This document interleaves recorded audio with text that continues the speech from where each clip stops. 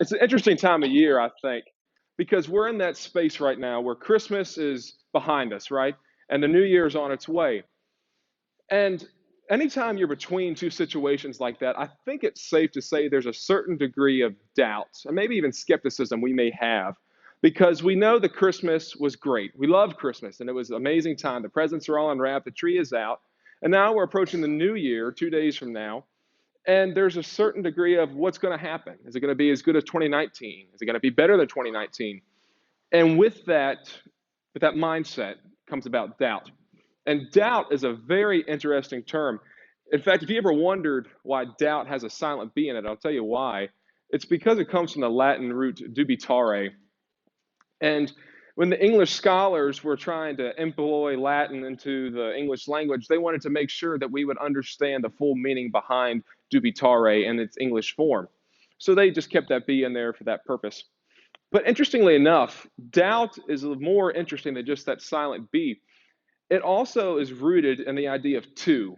And doubt, even before we employed Latin into the English language, when we were just using our straight English language before Latin was in it, I should say, the word for doubt was tuagen, which is where we get our modern day spelling of the number two, TWO.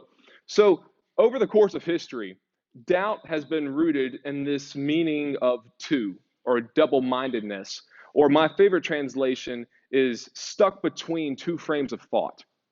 And going that direction of being stuck between two frames of thought or two scenarios or two situations, that segues nicely into this morning's Bible reading, which is from Exodus chapter 16. And this is an interesting situation for the Israelites because they are stuck between two situations, literally. In front of them, they have the promised land, which they are moving towards in earnest. Behind them, they're leaving slavery, which was a place in which they had their basic needs met, but of course they were slaves, so it's not an ideal place to be at all.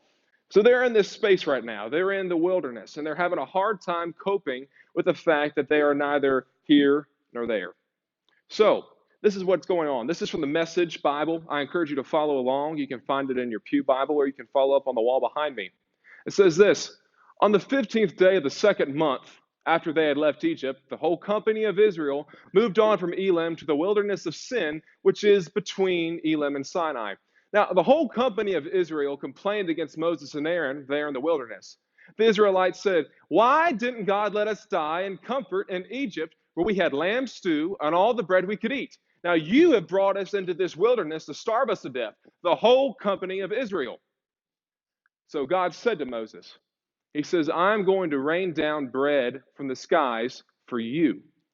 The people will go out and gather each day's ration, and I'm going to test them to see if they'll live according to my teaching or not. And on the sixth day, when they prepare what they have gathered, it will turn out to be twice as much as their daily ration." Moses and Aaron told the people of Israel, "This evening you will know that it is God who brought you out of Egypt, and tomorrow morning you will see the glory of God." Now, if you don't know the background of the Israelites, they have been in this never-ending struggle so far in the Old Testament. They've been enslaved for a couple hundred years, and God sent Moses to bring these people out of their condition and to this land which God has promised them to be great. So, to back up and we understand the whole situation, God has, and this is looking back, God brought the Israelites out of slavery through the wilderness and into the promised land. As you can well imagine, if you were in the Israelites' position and you were at this place in slavery, and you saw that way over there is a promised land that is the exact opposite of your condition right now. You are free, but your basic needs are still met. In fact, you're thriving. So obviously, they want to go to that promised land. But before they can get there, God has called them into this season of uncertainty and the wilderness of sin. And they're doubtful that they will make it to the promised land at this point because they're looking around. No longer is the glorious and the draw of the promised land there because they're so hungry they can barely even think about tomorrow, let alone a destination that takes months to arrive at. And in this same situation, they can, however, see the glory of what was behind them when they were in slavery. And despite the conditions that were not ideal, they were at least living and they were not hungry. But it's interesting that this wilderness, it's an ideal setting for somebody in our position to look back on and think, God really was talking to them in other ways besides through Moses.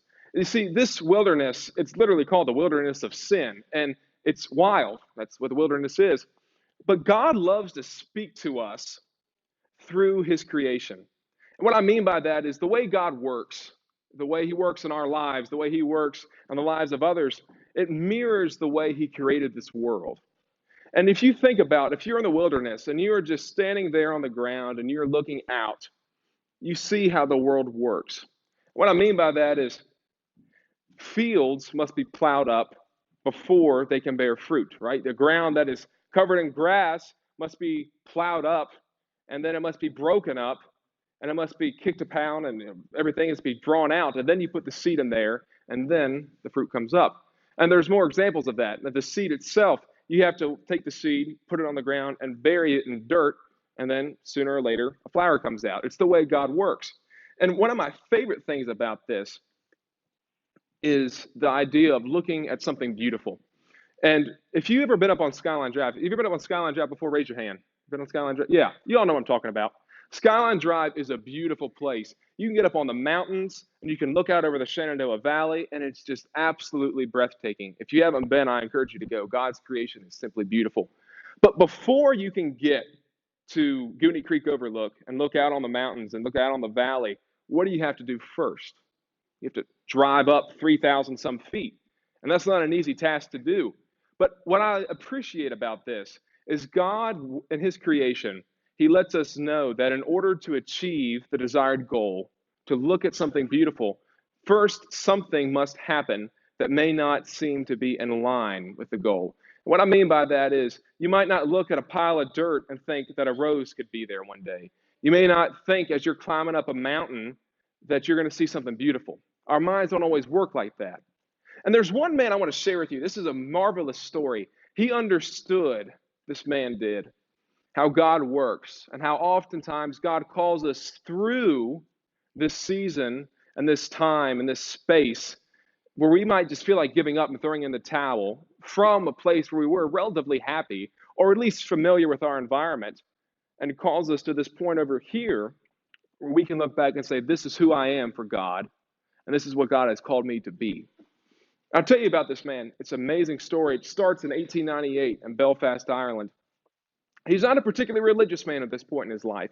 He grew up in a home that was relatively stable, and he enjoyed a prosperous childhood. But when he was 18, by this time it's 1916, the start of World War I is well in swing. It's happening. But he is sparked. He literally says he read a book that baptized his imagination with theology. He was not a Christian at this point yet, though. But he loved theology. And what he did was he enrolled in Oxford College, which is a very prestigious college even at that time, to study theology. And I love that because he saw that he wanted to pursue his passion, and he went into Oxford University, and it was amazing. But he realized that God is calling him to do something more than study, because he looked around at his country and he saw people dying and he saw people suffering. So he signed up to join the British Army. And this was about 3/4 of the way through his first semester at Oxford. He joins the British Army. He goes out to fight, and he's wounded in battle. So at this point, he's recuperating back in England, and then he's reassigned to just a station in England to stay there until the end of the war. So this man, he went out and served his country. He got wounded. Now he's back in England, and the war's over. And he is a veteran, and he's proud of what he's done for not only his country, but for himself. So he continues in his academic journey. And then I think it was in 1932, I believe. Yeah, 1931, my mistake. This man was sitting down with a very famous author, J.R.R. Tolkien, and I think I pronounced that right. I never can get that right. Excuse me if I'm not. But J.R.R. Tolkien was the author of The Hobbit, which is just an amazing book. And he's talking with this author, and he realizes that he needs to become a Christian. So it's amazing that this man has already been converted by somebody who's a remarkable person across the pages of history. So now that this man has served his country, he's sparked an interest in theology, he's now finally a Christian. And now this is when his life really takes off. He goes across the world, he's writing books, he's giving lectures, and he's creating this culture almost of Christianity rethinked. If that's a word you want to call it. Christianity rethinked is what I liked. Rethought is proper, but whatever you want to go, rethinked is what I liked. He rethinks Christianity for something greater than just this blind following. He encourages us to dive deeper into God's love and the mystique and the pure wonder of God's love so that we may feel it and understand it on a dynamic level. And one such occasion, he was in Canada and he was at this award ceremony. He was being given an honorary doctoral degree. And he met this woman. And this woman is a former atheist until she read his books and read his sermons. And she is a former member of the American Communist Party. So they are very much polar opposites at this point in their lives. But she is getting out of a very abusive marriage, and she is smitten with this man. But this man is not smitten with her, that is above a platonic level. So they continue in their friendship. And they move to England together. They don't live together, but they're around each other because this is how close to the friendships they are. And to highlight the extent to which their friendship is, they actually entered into a civil marriage so that she would not be deported back when her visa expired from Britain. So that tells you just how close these two people were. And then this man continues even further up his academic career. He's given the title or the job position of chairman of medieval and Renaissance literature at Cambridge University. So he is at the peak of his career, and he is a wonderful, renowned academic. And then his friend, the woman whom he met, the former communist, the former atheist, is then diagnosed with bone cancer. And this hit this man very hard. And once he realized what his life would be like without his best friend in there, he realized that this is more than a platonic relationship. This is a romantic relationship. So despite the fact that this woman had cancer, despite the fact that he was marrying somebody who was likely going to die, they entered into marriage in God's eyes in a chapel in England. And it's a beautiful thing. Shortly thereafter their marriage, she was cured of her cancer, or so they thought. So they had this little honeymoon period where they're married, they're free of cancer, and they're just exploring faith in a whole different context. And the rewards from this are great. They're each growing faster than they ever have before because they're intellectual equals and they can bounce out the ideas off of each other and they're growing in their faith, they're growing in God. And then all of a sudden, this beautiful relationship from which this man has drawn so many new meanings, so many new definitions of what God is, she's diagnosed with bone cancer again. And 3 years after they were married, this woman dies of cancer. And needless to say, this man, who at one time was just a renowned academic and a full-fledged Christian with unwavering faith, he's now in the middle of this season, this point in his life where he is just dead inside. His wife is dead, and so too is he. So he writes in this journal, and he publishes his journal called A Grief Observed under the pseudonym N.W. Clerk. And it goes to great extents of showing what grief is and how grief affects people. And on the end of his life, on his deathbed, this man, we call him Clive Staples Lewis, more commonly known as C.S. Lewis, looked back and said he realized that point in his time where his wife, whom had cancer, and the woman who married him and all that, that was his season that called him to this point now where he's out at his deathbed that made him the man he is, the man we know as C.S. Lewis, arguably one of the greatest theologians ever to have lived. And it was so incredibly human. He talks about how it just crushed him and he couldn't cope with it almost, but it allowed him to see God in a different context, and it allowed God to bring him to a point in his life where he could look back and help other people. And he has helped other people. It was extremely rewarding. At the end of 8:30 service this morning, I was told by one of the people in here, he said, that same book was what brought me to Christianity. And so just the fact that the statistics are in such a way that already one person who heard just this sermon, this is the second time I've given it, they've already related back and realized that C.S. Lewis helped them along their journey into faith. That just shows you the extent of C.S. Lewis's mission of helping people understand who God is and what God can do in our lives, even through these seasons of hardship and turmoil. And C.S. Lewis affirmed that this point in his life where he was at, where he looked back and saw where he was, the renowned academic who was respected by everybody, the chairman of Cambridge University's literature department.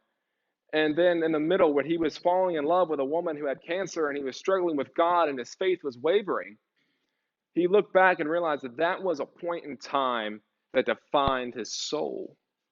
And that corroborates with the first chapter of James. And here's what it says: Count it all joy, my brothers, when you meet trials of various kinds, for you know that the testing of your faith produces steadfastness. And let steadfastness have its full effect, that you may be perfect and complete, lacking in nothing. Let him ask in faith with no doubting, for the one who doubts is like a wave of the sea that is driven and tossed by the wind. For that person must not suppose that he will receive anything from the Lord. He is a double-minded man, unstable in all his ways. But blessed is the man who remains steadfast under trial, for when he has stood the test, he will receive the crown of life, which God has promised to those who love him. And that's amazing to look at that. The first thing he says is the testing of your faith produces steadfastness. And James almost admonishes us against doubt. And while I see the beauty in that, he's warning us that when you doubt, you're by definition not having faith in God. And he's telling us that when we are tested, when we're in these moments of doubt, those are the moments that define who we are and bring about steadfastness in our faith. And that's a difficult concept to fathom at first, but it almost goes like this. James tells us that the answer to our doubt in the world and around us is faith in God. And that's an exquisite point that he makes. He's trying to convey this idea that when we are in these times in our life and we don't necessarily know what we're doing, it doesn't have to be between Christmas and New Year's. It doesn't have to be between slavery and the promised land. It doesn't have to be between the time when you're a renowned academic and the time when you're one of the world's greatest theologians. It can be anything for us. God speaks to us on varying levels. It can be that moment in time when you're between leaving your old job and starting your new job. It could be between that point in time when you're finishing your first semester of college and going into your second semester of college, your freshman year. It doesn't matter where it is. It'll be the levels of relationships. The point still remains that just like God brought the Israelites out of slavery through the wilderness and into the promised land, today God is bringing us out of the familiar, that which we know to be true, that which we know to be good. Maybe it's not good. Maybe it was challenging, but we still knew what it was. And we as humans psychologically take solace and comfort in the fact that we know what's going on. Fear of the unknown is one of the greatest human fears there is. But nevertheless, God calls us out of our familiar, of where we are today. And he brings us through this season of uncertainty and unfamiliarity. And it's in this season, while the reward is over here, the point in which we place our hopes that it is purpose, that it is true, that it is good, that it is holy, that it is what God wants for us. This moment in the middle is what James is telling us to be the important thing. Because it's this moment in the middle is when our back is against the wall. It's when our mind is wandering, when our mind is literally double thinking, when we're thinking about the past, when we're thinking about the future, we're stuck in the middle. And James is emphasizing to us that it's in these moments we get steadfastness. And God promises us through these seasons of uncertainty that it's the reward to follow is great. But in order to necessarily appreciate the reward, we must first understand what it's like to not have it, and to be in this season of uncertainty. As I said, God brings us out of the familiar, through the unknown, and to purpose. And if there's one thing you remember when you leave here today, it's that it's this time in the middle, those places of uncertainty in our lives, that God calls us out, and we find within ourselves the tools and the heart to endure. And once we procure the heart to endure, once we procure the tools to fight the battles which Satan throws at us, then we are becoming better people of God, better Christians of God. And we move forward and we get to this point over here and we realize that we would not have nearly much appreciated this point, the purpose, from where we were at before, had we not endured the middle times. So look at the middle time, change your perspective up, and look at them as something more than just simply a test thrown at us by God, because, God's perfect. God can't give us something bad. It's just the way the world works sometimes. And God gives us the tools through James and through Moses and through nature and through C.S. Lewis to look at things from a different perspective and to draw new meaning from the middle times. And it's my hope that as you depart from these doors today, you'll look at it from a new perspective and you'll see it as an opportunity to build up your soul. I think it was Thomas Warren. I heard a preacher at Virginia Hills Church about a year ago. He said, this world, we often look at it as a place of trial and temptation and misery and agony. But he said, in truth, it's the ideal environment for soul making. Would you pray with me, please? Steadfast God, you bring us out of the places where we don't necessarily know what's going on in the future, but we knew what was going on then. And we trust that you will bring us through those seasons of uncertainty, those times of uncertainty, and to our purpose. You did it with Peter so many years ago as he called him out of the boat to walk on the water. And it's our prayer to you today that you call us to step out of our boat and endure the times of uncertainty when we're on the water. We don't know what's going on. And bring us closer to your spirit. Bring us closer to your heart. Bring us closer to that which you call us to be. And grab us and keep us afloat, Father. I ask this through your Son, Jesus, the most wonderful Christ. Amen and amen.